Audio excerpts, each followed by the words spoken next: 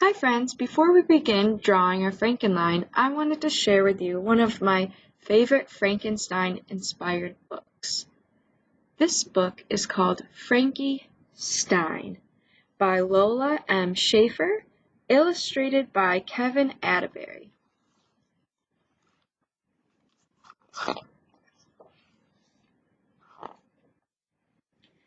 Frankie Stein came into the world on a bright, sunny day.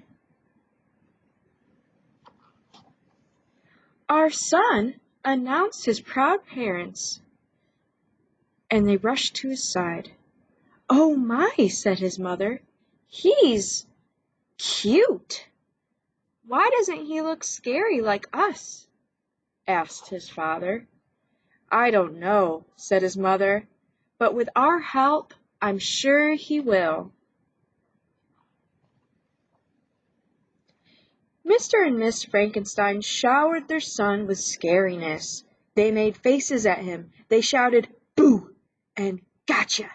And every night they read him stories by candlelight.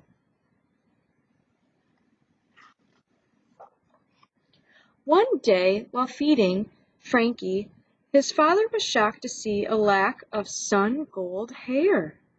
"What's this?" he asked. "I can take care of that," said his mother.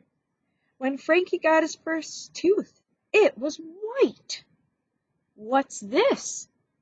asked his mother. "I can take care of that," said his father. During a game of peekaboo, Frankie's face shone pink and smooth. "We can take care of that," said his parents. Little by little, Frankie began to look like a Stein. "I'm starting to see a resemblance," said his mother. "Yes, but he still isn't all that scary," said his father. "That's true," said his mother, "but at least Frankie can act scary like us." "Indeed," said his father. "Miss Frankenstein taught Frankie how to walk." "Hold your arms out straight," said his mother, and Frankie did. "Now take big, slow steps," she said. Frankie tried. He really did, but his walk was more of a bounce. Mr. Frankenstein taught Frankie how to moan. "Open your mouth wide," said his father. Frankie did.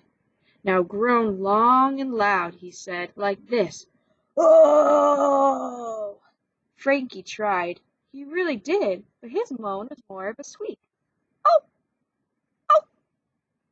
"Well, Frankie might not have all of our scary looks," said his mother. "And he might not act scary like us," said his father.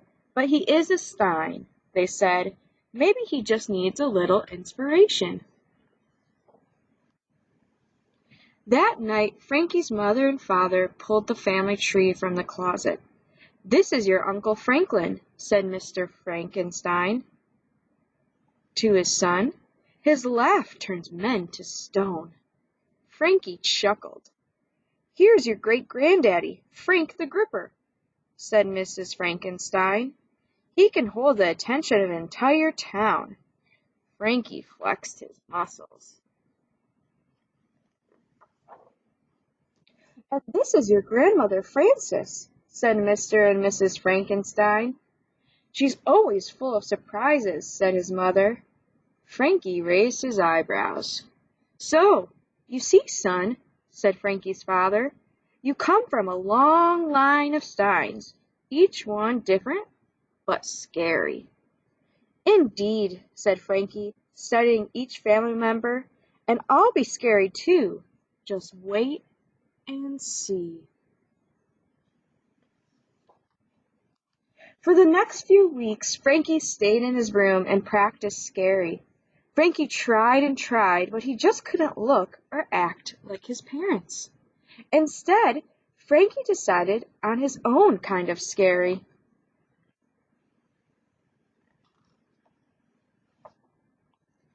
Early one morning, Frankie made a grand appearance. "Well, "What do you think?" he asked his parents. "Horrifying!" yelled his mother and father. They threw their hands in front of their faces.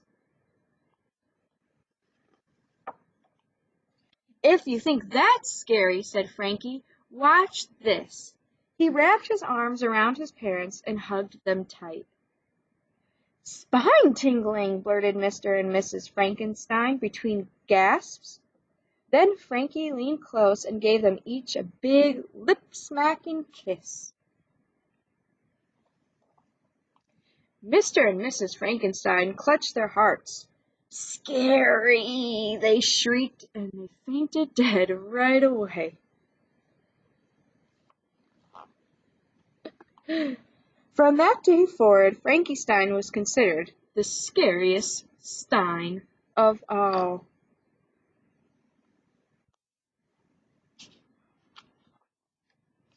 Well, until Francie Stein came into the world.